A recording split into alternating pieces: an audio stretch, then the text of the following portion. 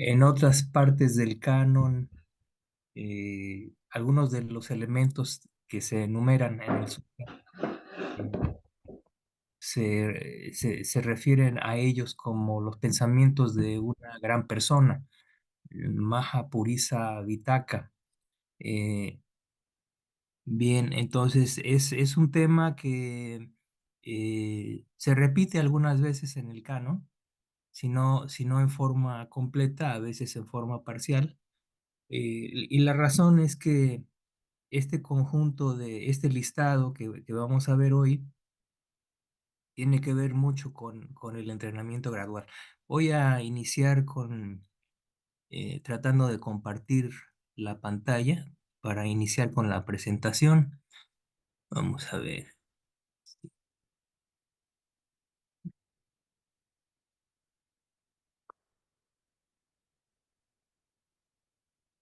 Bueno, creo que ya estoy.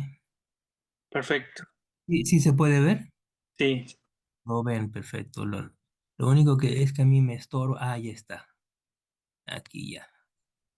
Bien. Miguel, perdón, ¿preferís que apaguemos las cámaras así es mejor? No, no interfiere para nada, ¿eh? Ah, bien, Yo, bien, no, yo, no- yo, porque yo en no algún... tengo, sí, Bien, no tengo ninguna interferencia, entonces no hay bueno, ningún perfecto. problema. El primer punto que necesito hacer es que el texto del Sutta que les envié, hay un error en el título. De hecho, en la traducción del título principal, el título correcto debe ser Anuruddha y los 8 grandes pensamientos. Entonces, por favor, tomen nota y corrijan ese error, eh, que es la traducción literal del Pali, que es Anuruddha Maha Vitaka Sutta. Entonces, Maha es gran, Vitaka se traduce como pensamiento. Eh, es precisamente el mismo vocablo que se usa en Vitaka Vichara cuando se describen los factores de jhana. ¿Mm? Lo que traducimos comúnmente como pensamiento aplicado, a veces simplemente se traduce como pensamiento. Y Vichara es pensamiento aplicado, ¿sí? Otros traducen como ponderación, eh, el sopesar el pensamiento, etcétera, etcétera. Pero bueno, el contexto es el siguiente. El texto relata un episodio en el que el venerable Anuruddha, en retiro y meditación, contempla 7 cualidades que caracterizan a aquellos que verdaderamente siguen el Dhamma. El, el Buda, conociendo sus pensamientos, se presenta ante él a través de sus poderes supernormales y lo instruye en la importancia de un octavo pensamiento, el deleite en la no proliferación mental. Entonces es interesante porque, bueno, eh, primero que nada, Anuruddha era un Sakya y era primo del Buda. Y Anuruddha fue declarado por el Buda como el discípulo de mayor prominencia en cuanto al dominio del ojo divino. Ah, y de hecho, en otras partes del canon se describen las cualidades espirituales de Anuruddha y se describen también el hecho de que debido a su mérito, infinidad de veces renació en los cielos más elevados, en los mundos de Brahma, etcétera, etcétera, de manera que conocía perfectamente todos estos estadios superiores de la conciencia. Entonces, era una persona sumamente apta en meditación. Sin embargo, previo a su logro de- del estado de Arahant, tuvo sus problemas, como lo indica el Sutta. Y curiosamente, él tenía ya básicamente todos los elementos listos para poder tornarse en un Arahant. Solo le faltaba un pequeño empujón por parte del Buda. Y curiosamente, una cosa muy interesante, porque todas las cualidades que describe Anuruddha son muy integrales a la vía de liberación. Y curiosamente, lo único que le faltaba, ese empujoncito, era simplemente considerar el aspecto de la proliferación mental, que fue lo que puntualizó el Buda, ¿no? Más adelante en la presentación vamos a discutir más este aspecto, ¿no? Bien, entonces ese es el contexto. Eh, los, los también llamados 8 pensamientos nobles, esos pensamientos son los siguientes, son 8 categorías. El primero es pocos deseos, el segundo es el contentamiento o el contento, el otro es el deleite en el retiro, o el deleite en la reclusión, si ustedes quieren, el esfuerzo vigoroso, la energía, eh, la atención plena establecida, es otro, la mente concentrada, la mente de Samadhi es el sexto, y el séptimo es la sabiduría. El octavo es nuevamente lo que el Buda puntualiza, la no proliferación mental, la persona noble o aquel que está comprometido con el Dhamma rechaza la proliferación mental y se deleita en la no proliferación. Aquí hay varios puntos interesantes, vamos a ir discutiendo cada uno de estos aspectos. Pero de entrada, como ven ustedes, escribí en morado cuatro de los apartados: el esfuerzo, la atención plena, la concentración y la sabiduría. ¿Por qué? Porque son los componentes integrales, con excepción de la fe, son los componentes integrales de los cinco poderes espirituales y las 5 facultades espirituales, ¿no? Entonces, es muy interesante porque la mitad de esos grandes pensamientos tienen que ver con las facultades espirituales, esa categoría del Dhamma, que es absolutamente necesaria en términos del desarrollo mental. Eh, bueno, vamos entonces ahora, iremos en turno con muy brevemente, voy a mencionar las características de cada uno de estos aspectos de la mente. Entonces, por ejemplo, pocos deseos es el primero. El Dhamma es para aquellos que no buscan excesos materiales ni reconocimiento, ¿sí? Básicamente ningún tipo de deseo, poco deseo de satisfacción sensorial también. No hay muy poco, hay poco deseo o no hay deseo de existencia o de continuar el devenir. Ustedes saben que las ásavas, las corrupciones, tienen que ver con deseos. Entonces, para la persona que está establecida en pocos deseos, esas ásavas quedan minimizadas. La primera es el deseo sensorial, y después viene el deseo de existencia en sus dos modalidades: el deseo propiamente de continuar con el devenir, o el deseo de no existencia. Está basado en la aversión. Es un rechazo a la existencia, pero está manchado, está corrompido por la aversión. Entonces, la persona reconoce, por ejemplo, que la existencia es dukkha, pero su reacción es hacia el rechazo, y eso en sí consiste en un deseo que le impide la liberación. Entonces, pocos deseos es la primera gran cualidad de una persona noble. Eh, la segunda es el contentamiento o contento.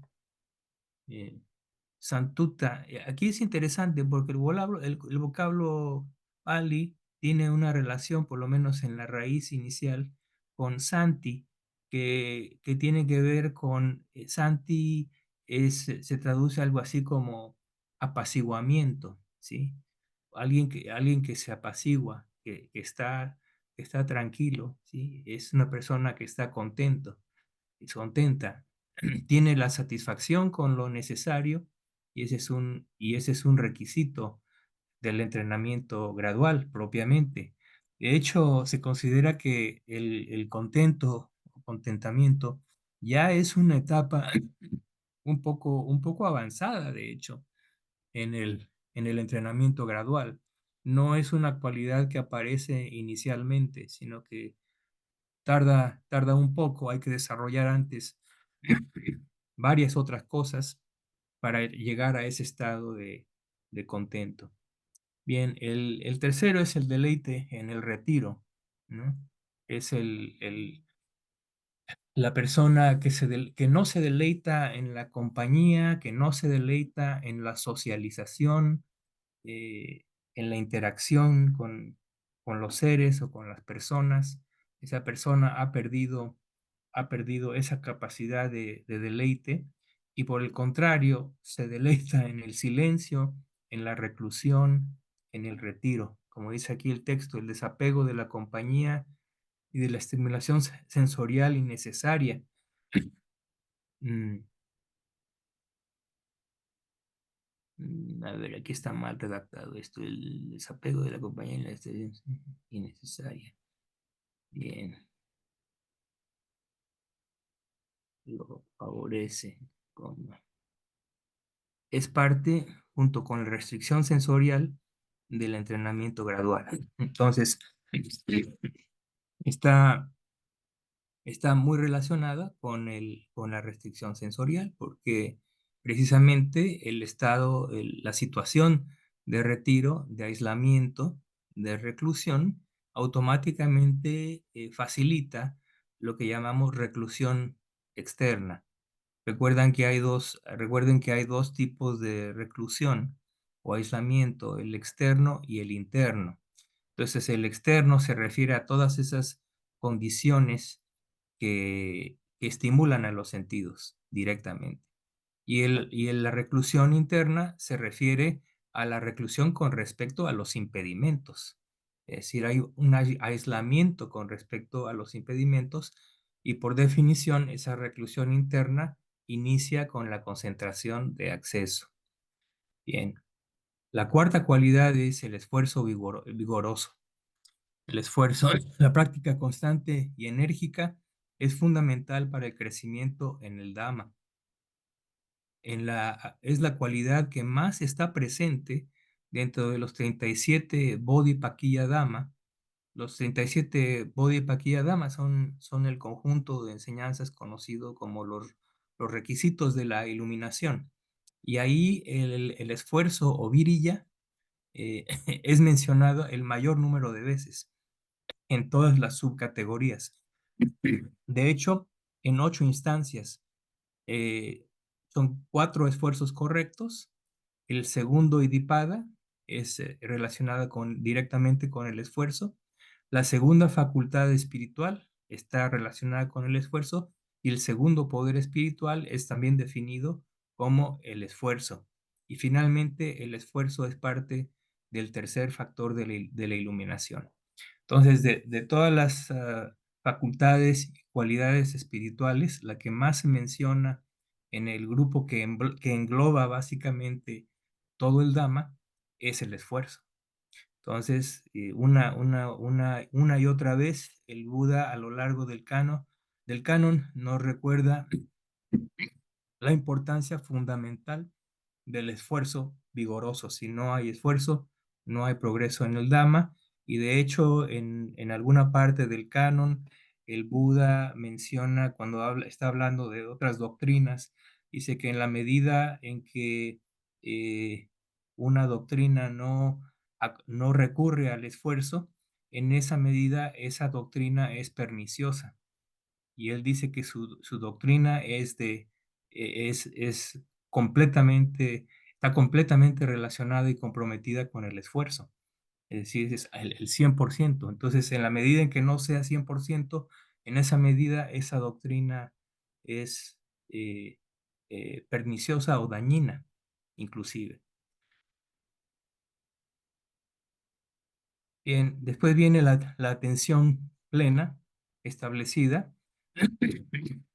Entonces, esto se define como el recordar lo dicho y hecho hace mucho tiempo. Esa es una definición que uno encuentra en los suttas. Por otra parte, tenemos que se refiere a la presencia mental, la atención al presente, cuya función es no olvidar, así como la ausencia de confusión. Todas estas son cualidades de sati o la atención plena. La causa próxima de sati son los 4 fundamentos de la atención. La realidad es que deben ser atendidas plenamente, ¿sí?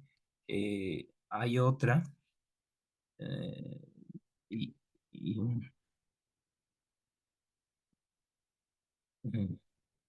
de acuerdo con el Abhidhamma, una de las causas próximas de la atención plena es un objeto intenso.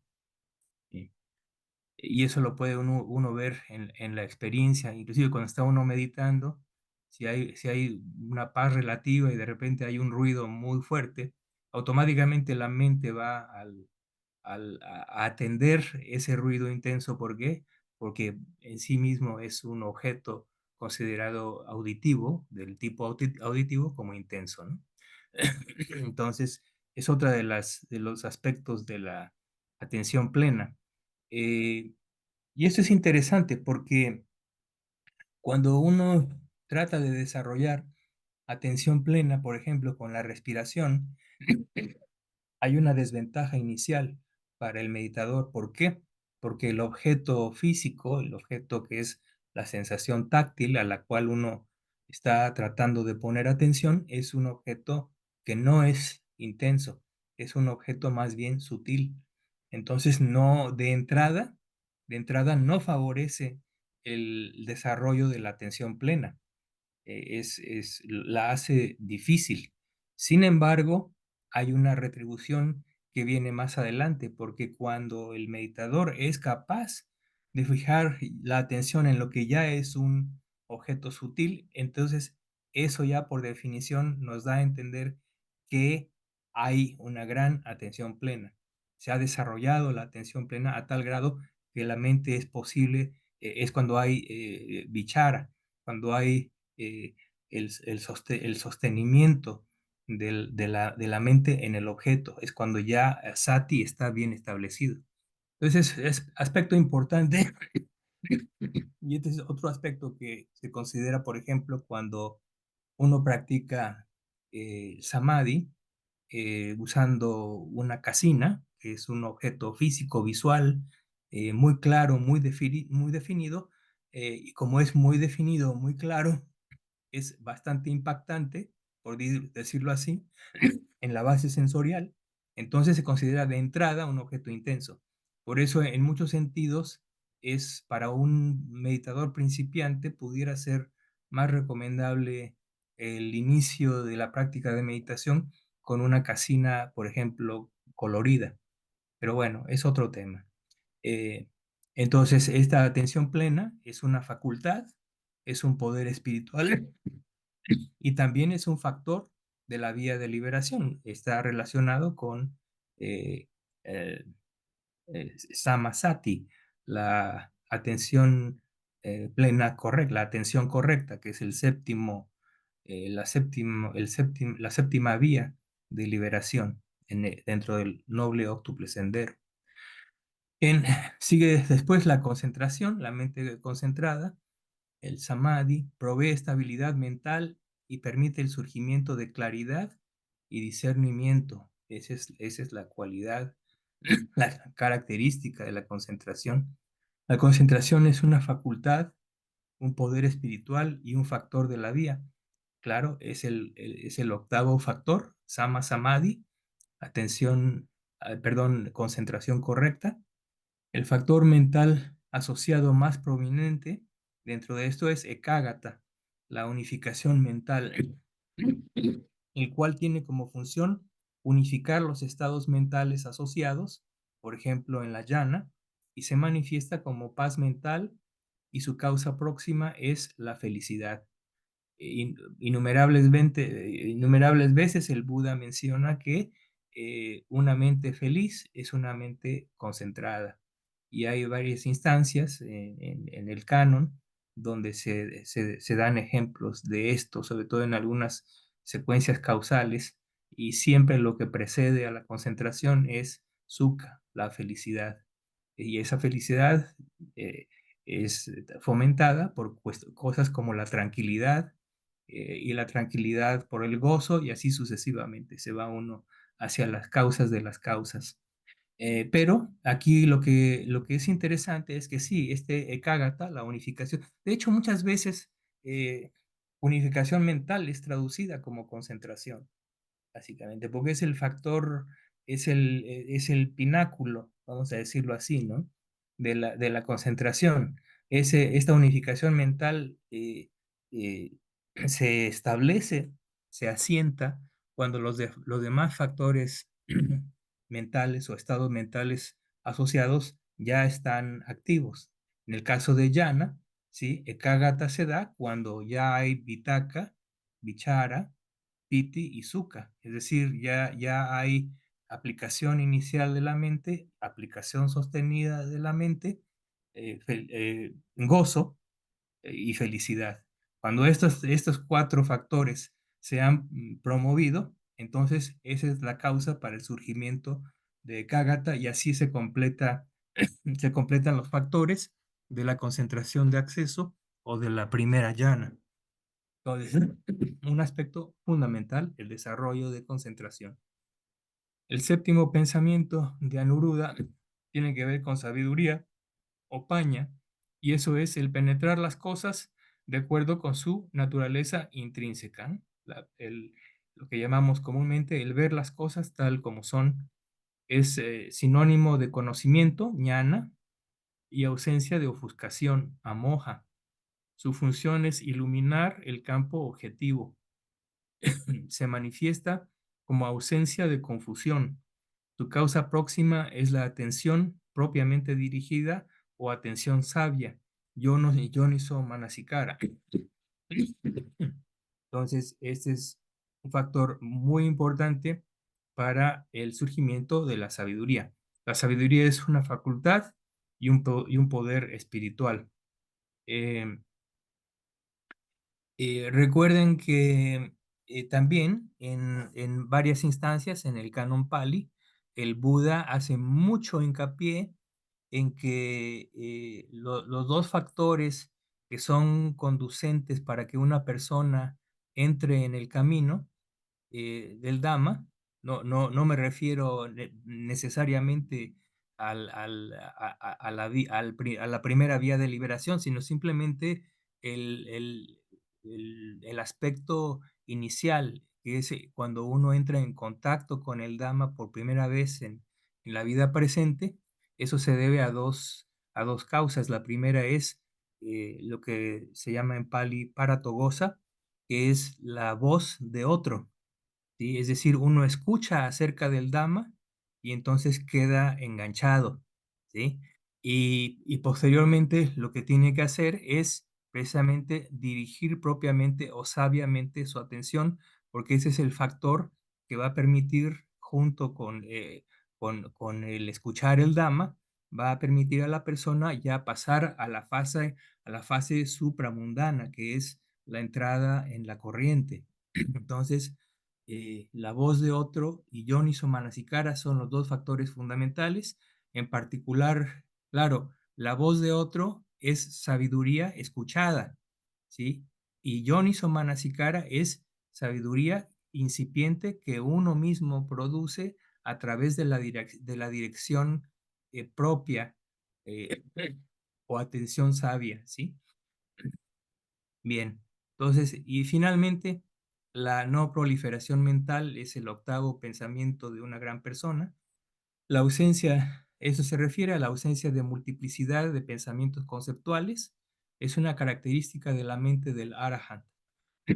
El Arahant es la persona que ya no prolifera, ya no experimenta el desorden de los innumerables pensamientos que surgen espontáneamente sin control, como sucede en todas las personas que no son un arahant. Aparentemente, esto no es por una cuestión que esté en el canon, pero lo he escuchado de algunos maestros tailandeses.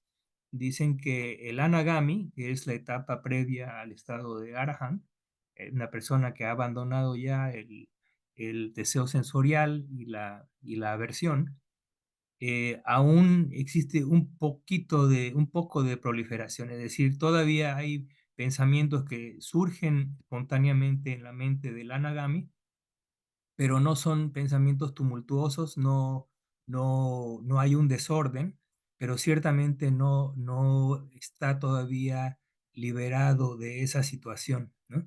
Es una proliferación light, por decirlo así, ¿no? Muy, muy leve, pero aún está ahí. No es hasta cuando la persona entra en la cuarta vía y fruto de la liberación que la proliferación mental cesa por completo. Se dice entonces que un arahant, que ya no tiene proliferación mental, es capaz de pensar lo que determine. Es decir, puede perfectamente escoger en qué pensar, cosa que uno no puede, que uno no puede hacer, ¿no? De hecho, no podemos ni siquiera predecir cuál será nuestro pensamiento dentro de 5 minutos, por ejemplo. Entonces, ese es son aspectos interesantes acerca de la proliferación, la cual va a ser discutida un poquito más a continuación. Bien, otros aspectos que el sutta presente trata son los aspectos de los 4 requisitos. El Buda ilustra como un bhikkhu que sigue estos principios, que está establecido en estos pensamientos, encuentra satisfacción y contento, ¿sí? La parte de los primeros dos pensamientos eh, relacionados con los primeros pensamientos, de los grandes pensamientos, encuentra satisfacción y contento en los 4 requisitos vitales esenciales. Esos 4 requisitos vitales son la ropa, el alimento, la vivienda y la medicina, ¿sí? Como decía mi maestro de Venerable Zona, estos 4 requisitos son lo que uno necesita. Lo demás, lo demás es lo que uno quiere. Entonces hay una gran diferencia entre lo que uno realmente necesita y lo que uno quiere. Entonces un bhikkhu que realmente es un buen bhikkhu o una bhikkhuni, se contentan simplemente con suficiente ropa, suficiente alimento, suficiente vivienda y suficiente medicina. Entonces, en cuanto a la ropa, es el uso de vestimentas simples, sin apego material a las mismas. No hay deleite ni rechazo al tipo de ropa que se usa. El alimento es una aceptación de la comida que haya disponible del día con día. El bhikkhu o la bhikkhuni no tiene la capacidad de decidir qué es lo que va a comer, simplemente recibe lo que se da sin apego y sin rechazo. Después viene la vivienda, entonces es bien sabido que eh, eh, un bhikkhu, una bhikkhuni se contenta con cualquier alojamiento y que generalmente es muy sencillo. Y finalmente la medicina es la aceptación de remedios sencillos y asequibles que favorecen la vida santa. Entonces, la vestimenta adecuada favorece pensamientos de pocos deseos y contentamiento. El alimento adecuado favorece pensamientos de contentamiento. Y cuando es consumido en la medida adecuada, es un factor que favorece el desarrollo de la concentración. Por eso también este es otro factor que es parte del entrenamiento gradual. Recuerden ustedes que en la parte intermedia del entrenamiento gradual, los factores prominentes son el comer, la comida con moderación y el sueño con moderación. Uno no come mucho y uno no duerme mucho, ¿no? Entonces, ¿por qué? Porque por lo menos ambos factores son conducentes al desarrollo de la concentración. Por esa razón, es difícil meditar cuando el estómago está muy lleno. Y también es difícil meditar cuando el estómago está muy vacío. va por los dos lados. La vivienda adecuada favorece pensamientos de pocos deseos, contentamiento y deleite en el retiro. Aquí hay un aspecto interesante que a veces se menciona en el Visuddhimagga. La vivienda adecuada, el llamar la vivienda adecuada en el caso de un bhikkhu o una bhikkhuni, tiene un poco que ver con el temperamento personal. El Visuddhimagga indica que vivienda adecuada para una persona de temperamento deseoso, es decir, de temperamento lujurioso, es una vivienda que es eh, que no es adornada, que es muy rústica, muy sencilla, que no tiene ningún atractivo de ninguna forma, sino más bien las estructuras un poco dilapidadas, viejas, son viviendas adecuadas para este tipo de pensamiento. ¿Por qué? Porque de alguna forma suprimen los pensamientos de deseo. Por otra parte, una persona aversiva, un monje, una monja con temperamento aversivo, tendría a bien vivir en un lugar bonito, muy arreglado, muy limpio, muy armonioso, etcétera, etcétera. Y entonces es muy interesante, muy, muy interesante, porque en algunos monasterios, los abades de los monasterios son muy sabios en este sentido, examinan bien a los monjes que están viviendo en el monasterio y les asignan sus viviendas, sus kutis, generalmente, de acuerdo con este principio. Entonces, cuando ven que un monje vive en un kuti todo dilapidado, quiere decir que esa persona tiene un temperamento deseoso. Y la persona que tiene un putti muy hermoso, realmente llamativo, hermoso, limpio, etcétera, etcétera, es que es una persona de temperamento aversivo. Es nada más un detalle incidental. Bien, la medicina adecuada favorece pensamientos de contentamiento, ciertamente. Al estar libres de enfermedad, es una condición fundamental para el desarrollo del entrenamiento gradual en general. Entonces, es muy difícil entrenar, es muy difícil practicar el Dhamma cuando uno está enfermo. Entonces, es un requisito fundamental que es necesario, no es algo que nos guste o no nos guste, es simplemente necesario, como los otros tres. Bien, entonces también eso se menciona también en el Sutta. Bien, ahora dice el Buda en el Sutta que la reflexión sobre estos 8 pensamientos lleva al desarrollo de los yanas, los estados meditativos superiores que preparan la mente para el acceso a las vías de liberación. A través de estos estados se cultiva el desapego y la pureza mental, acercando la mente al nirvana. Textualmente dice el Buda, Anuruddha, cuando reflexiones sobre estos 8 pensamientos nobles, entonces, siempre que lo desees, apartado de los placeres sensoriales y de los estados mentales malsanos, entrarás y permanecerás en el primer yana, nacido del retiro, acompañado de aplicación inicial y sostenida de la mente, con gozo y felicidad. Entonces, es muy interesante porque esta expresión es una ilustración de la implementación del tercer Idipada, ¿sí? El Chitta Samadhi, es decir, el establecimiento de la concentración debido a la aplicación de la mente al reflexionar en estos estados saludables, junto con las formaciones volitivas de esfuerzo, como base para acceder a Jnana y a los poderes espirituales. Entonces, ahí va ya implícito la enseñanza sobre los Idipada, ¿sí? En una expresión, digamos, un poquito velada, por decirlo así, pero ahí está.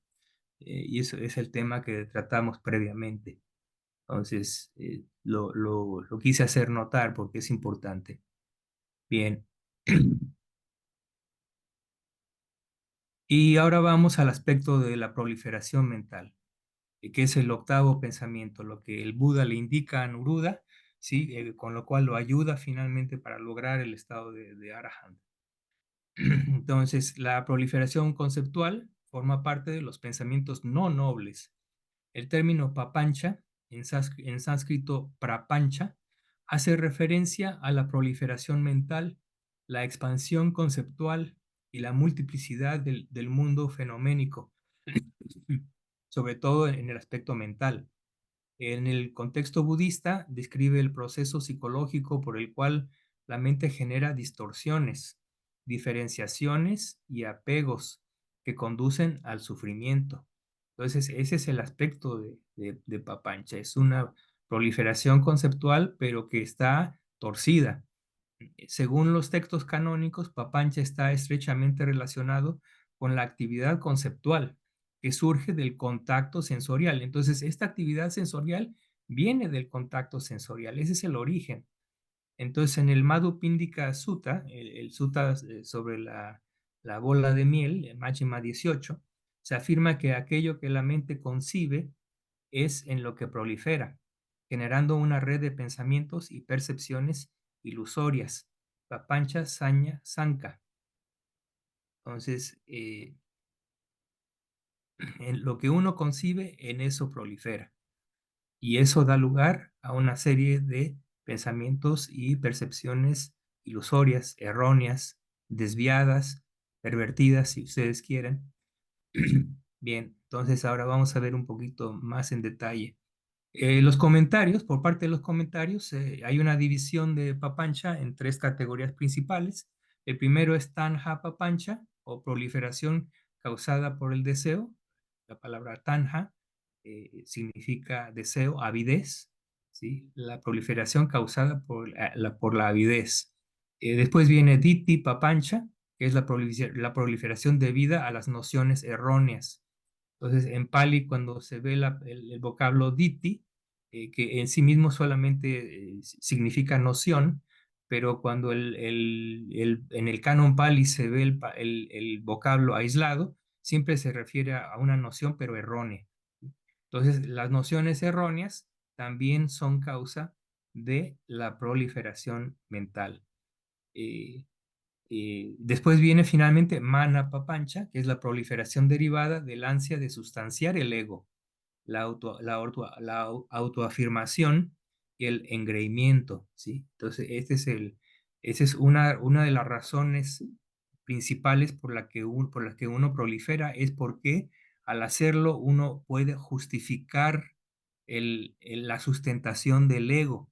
Entonces, esta justificación es proliferativa, utiliza toda clase de pretextos, es decir, los pretextos que surgen son parte de esa proliferación, ¿sí? A través de esos pretextos, entonces sustanciamos nuestras posiciones, nuestras autoafirmaciones, nuestros engreimientos, nuestras nociones y etcétera, etcétera. Entonces, son las tres aspectos que son parte de papancha. El opuesto de papancha es la palabra ni papancha. Ni es la palabra negativa, muy parecido al español.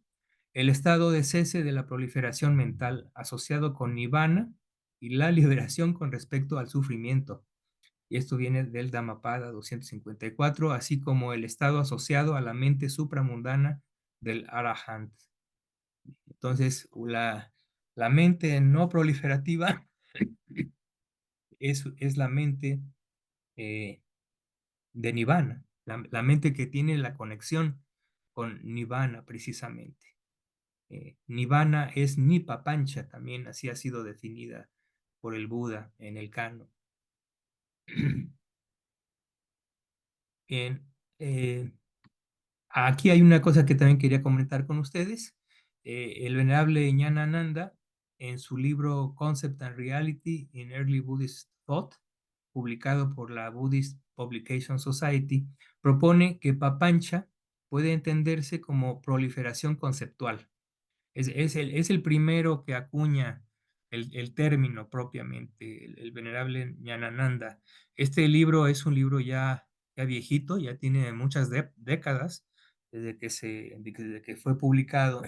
Y ahí yo pienso que es el mejor libro que hay, inclusive actualmente también, con respecto al aspecto de proliferación mental o papancha. Ahí uno encuentra todo lo que se puede decir acerca de, esta, de este término y de ahí, repito, de ahí es donde acuña él por primera vez el término proliferación conceptual, es decir, la tendencia de la mente a construir realidades ilusorias a través del pensamiento discursivo. Este proceso refuerza el sentido del yo, del ego, y perpetúa el samsara.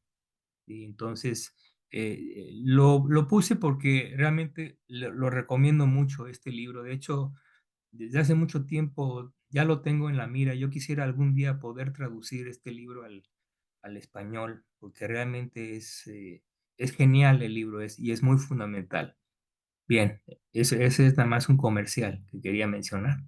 Y lo que tal vez creo que la mejor definición, la mejor clarificación acerca de Papancha viene de un discípulo prominente del Buda, que es el venerable Mahakachana, en donde explica en Majjhima 18 la manera en que surge Papancha en línea con el origen dependiente y posteriormente, una vez que ha surgido, da lugar a dukkha. Entonces, creo que es la mejor explicación. Hay otras explicaciones, pero esta creo que es la mejor que se encuentra en el en el canon. Entonces, el venerable Mahakachana dice que dependiendo del ojo y los objetos visibles, dependiendo del oído y los sonidos, dependiendo de la nariz y los olores, dependiendo de la lengua y los sabores, dependiendo del cuerpo y los objetos tangibles, dependiendo de la mente y los objetos mentales, surge la conciencia mental. El encuentro de estos tres elementos, mano, la base mental, viñana, eh, eh, la, la conciencia, y aramana, dhatu. Aramana es el objeto y dhatu es el elemento. Es lo que llamamos contacto. Es decir, el contacto es la unión en el tiempo y el espacio de tres elementos: la base sensorial correspondiente, el objeto de percepción correspondiente y la conciencia correspondiente. La unión de esos tres factores es lo que llamamos contacto. Ahora bien, con el contacto como condición surge la sensación. Lo que uno siente, uno percibe. Lo que uno percibe, en eso piensa. Lo que uno piensa, en eso prolifera mentalmente. Con lo que uno ha proliferado, con lo que uno ha proliferado mentalmente como la fuente, las percepciones y las nociones nacidas de esa proliferación mental acosan al ser con respecto a los objetos mentales pasados, futuros y presentes cognoscibles a través de la mente. Pues así es como se da lugar a dukkha por vía de la mismísima proliferación mental. Sí, entonces, este texto de Mahakachana lo he resumido en un esquema, en una gráfica, tomando como ejemplo la mente y los objetos mentales, ¿no? Entonces, aquí está el esquema simplificado. Entonces, a partir de cuando se tiene la unión de la base mental, el objeto correspondiente y la conciencia mental, se da el contacto. Cuando hay contacto, hay sensación. ¿Mm? Cuando hay sensación, hay percepción. Nótese que la sensación precede a la percepción. Es algo muy interesante. Cuando hay percepción, entonces hay pensamiento. Y en lo que piensa uno, uno prolifera. Y nacidas de la proliferación mental, surgen toda clase de nociones y nuevas percepciones, ¿sí? Que finalmente desembocan en un acoso, lo que llaman los textos, un acoso mental, por medio de objetos del pasado, presente y futuro, que están surgiendo y cesando sin control, y eso da lugar a dukkha, ¿sí? Ahora bien, lo que es interesante es que aquí el punto, podemos decir, el punto clave es, o el punto inicial, es la percepción equivocada, ¿sí? O uno percibe, una persona mundana inicia la percepción con el contacto sensorial, del cual se deriva una sensación, ya sea agradable, desagradable, o ni agradable ni desagradable. Esa sensación da lugar a la percepción. Pero para la persona mundana, esa percepción ya está afectada por lo que se llama saña vipalasa. Saña es percepción y vipalasa es la perversión de la percepción. ¿Cómo se establece esa percepción? Esa perversión, esa perversión se establece a tres niveles. El primero es uno percibe las cosas impermanentes como si fueran permanentes, es la primera perversión. La segunda es uno percibe aquello que es dukkha como deseable o agradable, y uno percibe aquello que en realidad es no yo, es impersonal, uno lo percibe como de esencia perdurable, etcétera, etcétera, ¿no? Y entonces esa es la forma en la que y de entrada la percepción queda ya corrompida, queda pervertida, y cuando la mente continúa operando, teniendo como materia prima una percepción errónea, eh, eh, eh, torcida, ¿sí? Entonces necesariamente ese pensamiento también va a ser erróneo, torcido o pervertido. De hecho, técnicamente a ese pensamiento se le llama chitta vipalasa, la perversión de la mente o del pensamiento. Y es el mismo tipo de perversión que opera con la percepción. Es los tres aspectos que mencioné. Entonces, elaborando en esos pensamientos ya torcidos, necesariamente entonces surge esa proliferación mental. Y esa proliferación mental tiene como antecesor todos estos factores previos, en donde ya la percepción está pervertida, el pensamiento está pervertida. Ahora, la misma proliferación desemboca en nociones y percepciones, nuevamente percepciones erróneas, es decir, aquí se vuelve a cerrar el ciclo, pasamos de una percepción errónea que surge del contacto, eventualmente, a una nueva percepción que se integra al ciclo, y entonces hay un ciclo vicioso, ¿sí? Y nuevamente, la nueva percepción da lugar a más proliferación mental, que da lugar a nuevas nociones y percepciones erróneas. Las nociones erróneas son Diti Vipalasa, son nociones pervertidas. Son aquellas nociones que están basadas en en, en la errónea percepción de las características universales de la existencia. Bien, entonces, y como consecuencia de esas nociones y percepciones erróneas, hay un acoso mental por medio de objetos perceptuales, ¿sí? O objetos mentales del pasado, presente y el futuro. Y eso es en lo que nos enganchamos. Nosotros podemos perfectamente identificar esto simplemente sentándonos a meditar. Casi siempre los primeros minutos de la meditación son esto. Hay objetos que están surgiendo, cesando, relacionados con el pasado, con el presente o con el futuro, invariablemente. Y uno queda atrapado en eso. Pero todo esto tiene una base causal.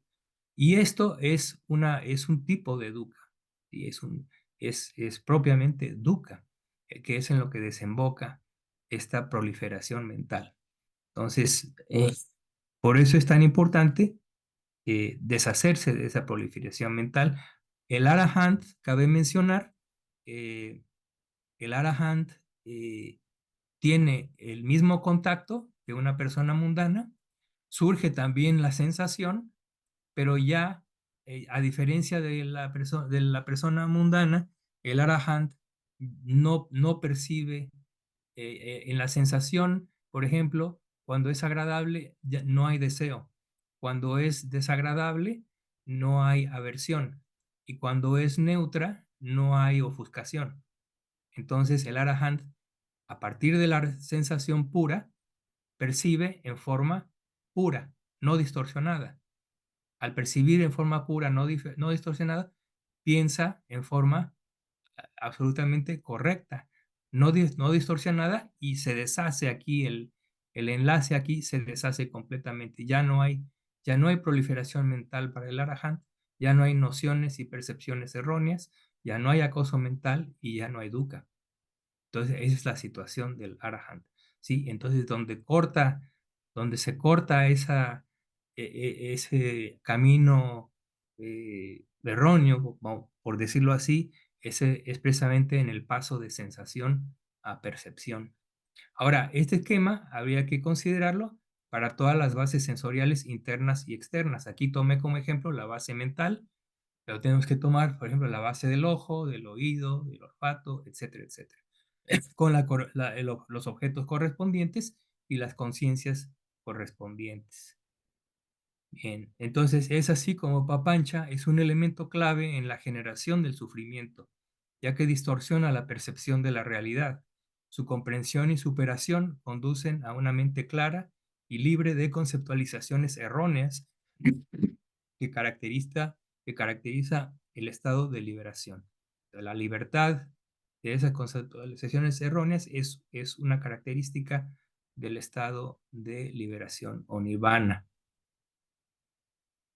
Como conclusión, el venerable Anuruddha, tras seguir estas enseñanzas, alcanzó el estado de Arahant, logrando la liberación completa.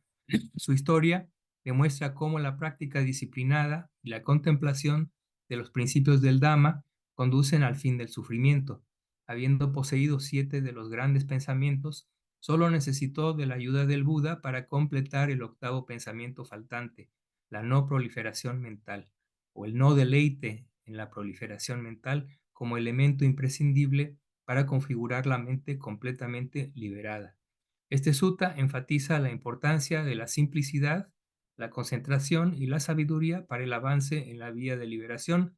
Es una guía valiosa para aquellos que buscan el despertar a través de la contemplación y la disciplina interior. Muy bien, entonces vamos a ver cómo regreso yo aquí. Estamos de regreso. No sé si tenemos tiempo para alguna pregunta. Si es que tuvieran pregunta o comentario, mucho gusto lo abordamos.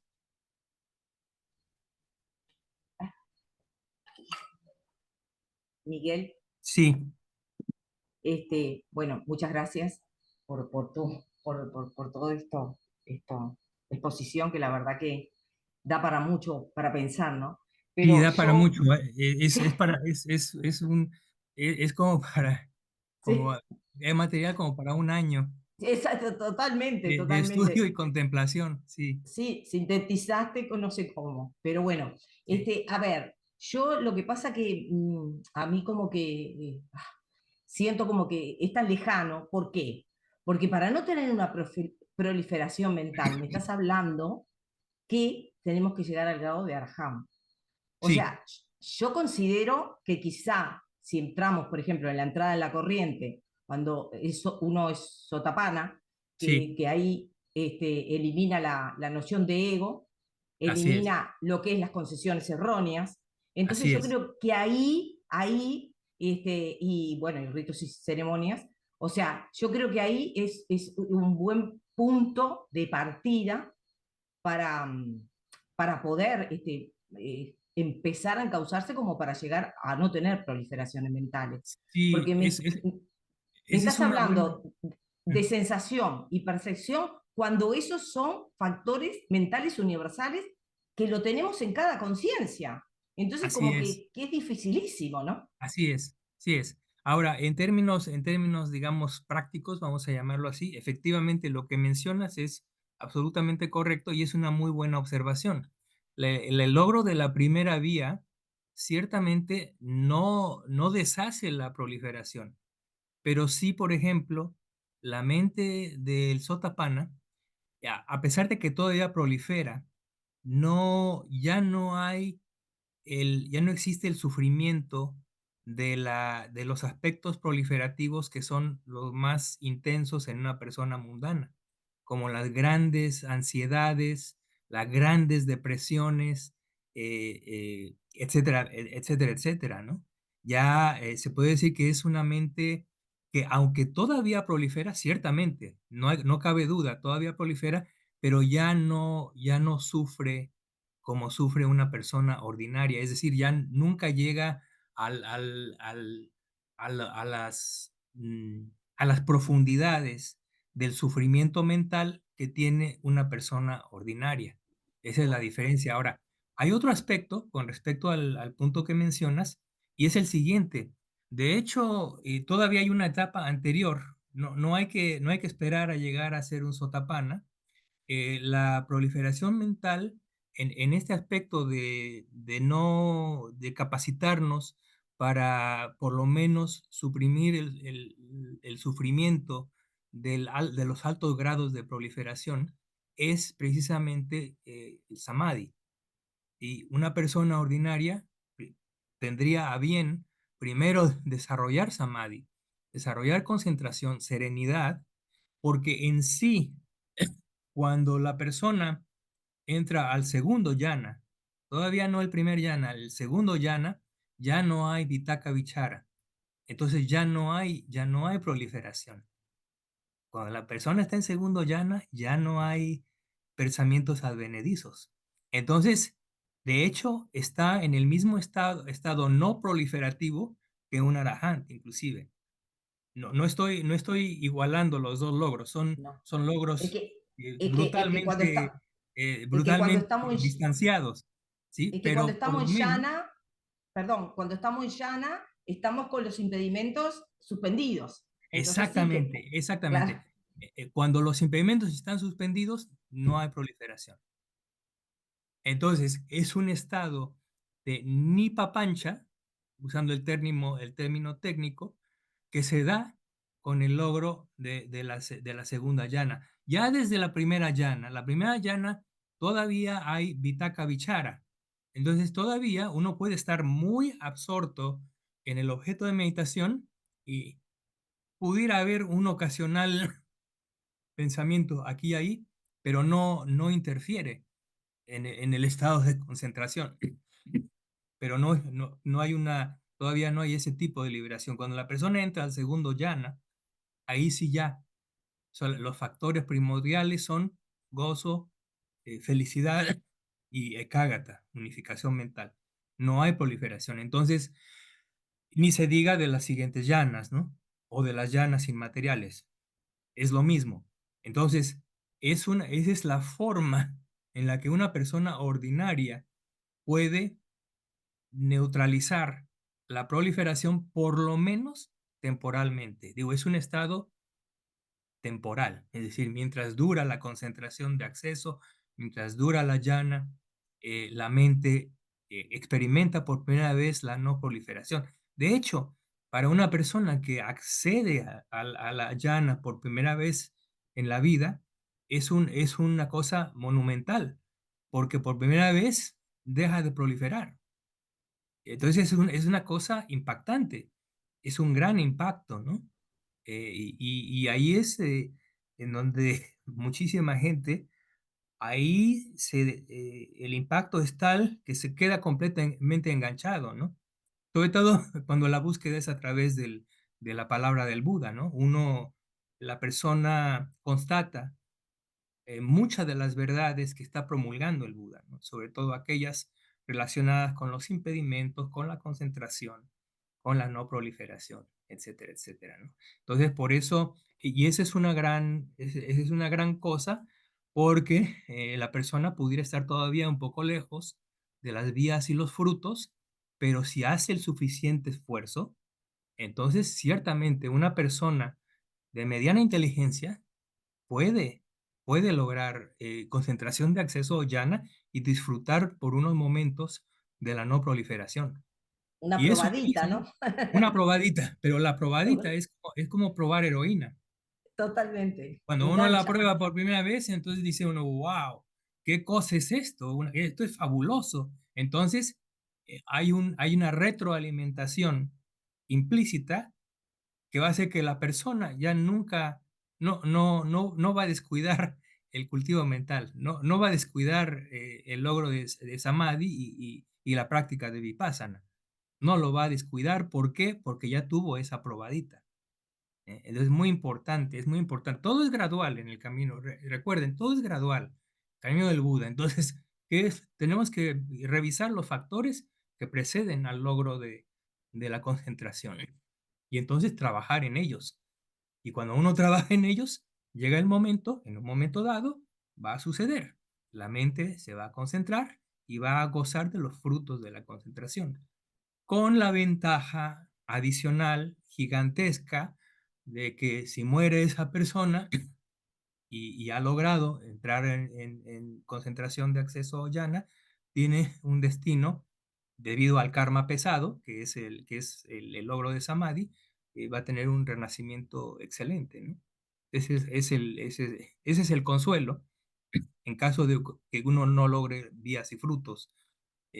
La entrada, el acceso a Samadhi, básicamente para la mayoría de las personas va a determinar su renacimiento, ¿no? Y digo a la mayoría de las personas porque puede haber un karma no realizado en la vida presente con suficiente peso, que es el que determina el renacimiento, que también es una posibilidad, ¿no? Pero bueno, entonces por eso uno debe desarrollar el entusiasmo, ¿sí? Es decir, desarrollar las ganas de desarrollar los Siddhipada, precisamente. Inicia con el entusiasmo, la aspiración, ¿a qué? Dejemos a un lado un poquito la iluminación, está un poco lejos, pero lo que está más inmediato es la aspiración samadhi, al samadhi, que es una parte de la vía, ¿no? Ismael, tienes tu mano levantada. Adelante.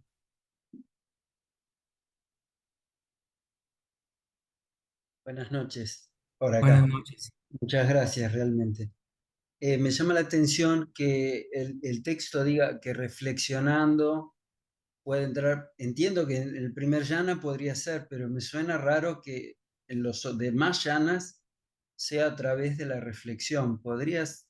No, no, ya en los demás llanas no hay reflexión. La reflexión es preliminar, es Ah, preliminar, es el tercer Idipada, es la mente que se aplica precisamente a la reflexión en estados saludables. Entonces, todos los 8 factores de los 8 grandes pensamientos o pensamientos de una gran persona son factores mentales saludables. Entonces, uno reflexiona en ellos y a través de esa reflexión, al sostener esa reflexión, se da el estado de concentración de acceso. Entonces, uno en ese momento tiene 2 opciones. O continúa esa reflexión y tal vez se va por el lado de Vipassana, del desarrollo introspectivo, o puede inclusive, si la persona es hábil, si la persona es hábil, toma un objeto de meditación inmediatamente que sea más propicio para el desarrollo de Samadhi. Por ejemplo, la respiración. Es decir, uno pasa de la reflexión profunda a la respiración cuando sabe que ha entrado en un elevado grado de concentración. ¿Por qué? Porque es como dar un paso a un escalón superior, ¿no? ¿Por qué? Porque la reflexión solamente nos lleva al preámbulo de Samadhi. No, no, a lo más que podrá llegar será concentración de acceso, pero no la primera llana. Ya, ¿por qué? Porque la primera llana ya está uno absorto en el objeto. Ya es una quietud. Mientras uno está reflexionando, no hay quietud. A pesar de que es dirigido, que es vitaka, que es pensamiento dirigido, hay todavía movimiento, hay movimiento. Es parte de la reflexión. Entonces, por su misma naturaleza, ese proceso no puede llevar a los grados avanzados de Samadhi. Uno lo utiliza como escalón para entonces situarse a través del objeto de meditación adecuado en la plataforma necesaria para poder entonces continuar más allá en la concentración. A eso se refiere, ¿no? Entonces la reflexión precisamente es un idipada, es la vía hacia la concentración. ¿eh? Bien, Pero no y es la concentración misma, ¿no? Y hay que añadir, como en los idipadas, está el elemento de esfuerzo. Recuerden, los 4 idipadas tienen ese aspecto común, ¿sí? Son las formaciones volitivas de esfuerzo que tienen que estar presentes. Entonces, es una reflexión, no es una reflexión ligera o light, por decirlo así. Es una reflexión energética, vigorosa, bien dirigida, bien asentada, bien atendida, ¿no? Sistemática, ¿sí? Eso facilita entonces el paso hacia Samadhi. A eso es a lo que se refiere. Héctor, bien, y lo ¿tienes una otro, pregunta? Perdón, Ismael, dime. y la otra es, ¿cómo sería usar para nosotros esta no proliferación con respecto al estudio?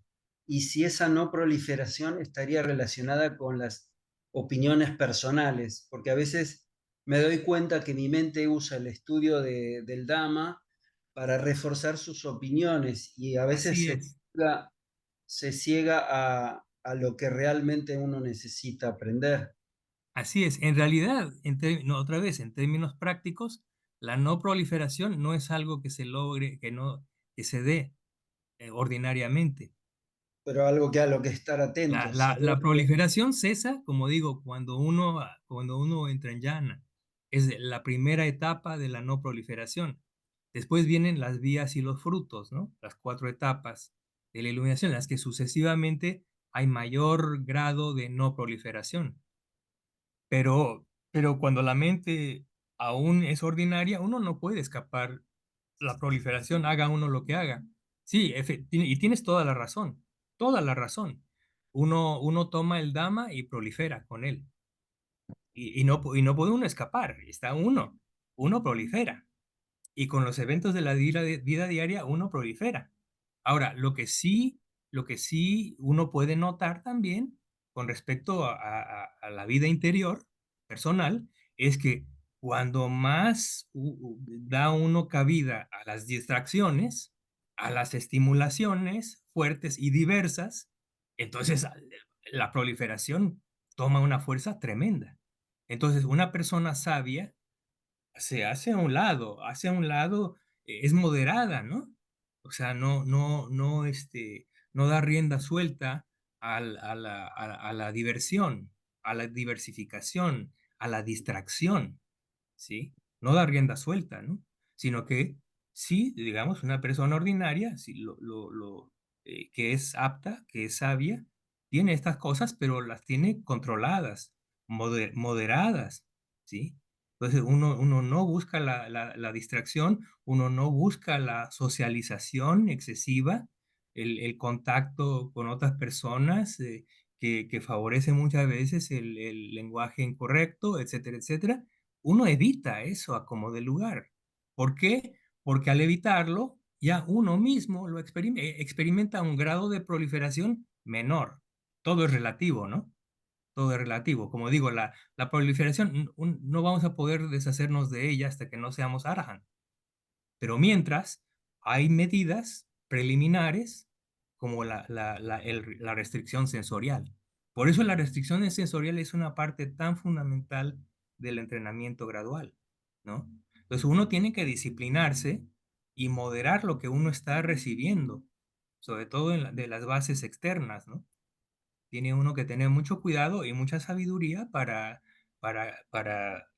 mejorar la calidad mental, ¿sí? Ahora, desde luego, la proliferación es interesante porque uno puede proliferar con pensamientos malsanos, pero también uno prolifera con el Dhamma, ciertamente. Uno estudia, como dices tú, estudia el Dhamma y hay mucho rejuego, que sigue siendo proliferación. Por eso el estudio es necesario, ciertamente, pero no es lo que muchas personas piensan. Muchas personas piensan que van a lograr la liberación a través de saber todo el Dhamma, ¿no? Se sabe en todo el Sutta Pitaka, se sabe en todo el Abhidhamma y creen que con eso ya van a liberarse. No, no va a tener mucho efecto. En fin, Cavar en un solo repito. pozo. Sí, Sí, sí. exactamente. A ver, entonces, Héctor, por favor. No sé si, hola, ¿Qué tal, buenas Héctor? tardes. Buenas Da tardes. gusto verte mejor. No sé Gracias, si Héctor. haya tiempo. Es sobre si no tienes tiempo, lo podemos ver en otra ocasión. No prendo el video por cuestiones de la banda ancha de internet. Ah, de acuerdo. Entonces, una disculpa. No te preocupes. Mira, dejo la pregunta si ves que hay tiempo, porque es un poquito indirecta con la importancia del Dhamma, de acuerdo a lo que se menciona en el Dayaga Sutta, Sí, sí, sobre cómo vencer los miedos. Obviamente, primero nos dice el bendito, pues que es recordando a él, segundo recordando al Dhamma, y sí, aquí hay un detalle que me ha llamado la atención y que de alguna manera podría tener que ver con este estudio con este tema que estamos estudiando ahorita. sí. Aquí dice, el Dhamma del sublime está bien expuesto. Dice que hay que recordarlo para vencer el miedo en caso de aflicción o terror. Sí, sí, sí. Y bueno, dice, es realizable por uno mismo, es de efecto inmediato, es merecedor de venga y vea, etcétera. Sí, Esto de es merecedor de venga y vea, entiendo lo de efecto inmediato por todo lo que acabas de mencionar, pero sí. esto es merecedor de venga y vea, ¿en qué sentido lo puedo Otra, entender? otra, otra, otra traducción es que el Dhamma invita a venir y ver. Es una característica del Dhamma, ¿sí? Que Ah, ya. intrínsecamente, por la misma naturaleza del Dhamma, es invitante. Invita a venir y ver. ¿Eh? Eh, eh, y a lo que se refiere es que por su propia naturaleza tiene un atractivo para la persona sabia o para la persona que tiene suficiente mérito como para eh, intuir que ese Dhamma, que esa enseñanza, tiene algo que le va a permitir ver cosas que antes no ha visto o conocer cosas que Oh, antes no ha conocido. ok, ¿Sí? En ese sentido, es invitante a venir y ver, ¿sí? Entonces, es una de las características del Dhamma, ciertamente, muy, muy, muy interesante. ok. Muchas gracias, Bueno, Miguel. se nos fue el tiempo y bueno, como repito, como conclusión, estos 8 pensamientos de una gran persona o pensamientos nobles es un esquema que vale mucho la pena mantenerlo en mente siempre, ¿no? ¿Por qué? Porque por lo mismo, inclusive es el esquema que uno puede utilizar de reflexión preliminar para el desarrollo de concentración. Digo, hay muchos otros, pero es un esquema muy, muy adecuado, ¿no? Repito, incluye 4 de las facultades espirituales, ya con eso es de un grandísimo poder. Entonces sí vale mucho la pena estudiar bien esos ocho factores, considerarlos, ponderarlos, relacionarlos, si quieren ustedes proliferar, si quieren, pero sería algo muy sano, ¿no? Y si esa reflexión se hace sistemática o como un tema al que uno acude ocasionalmente, puede facilitar el desarrollo de concentración, como lo hizo para Anuruddha, ¿no? Entonces, ahí se los dejo para su reflexión y para que practiquen.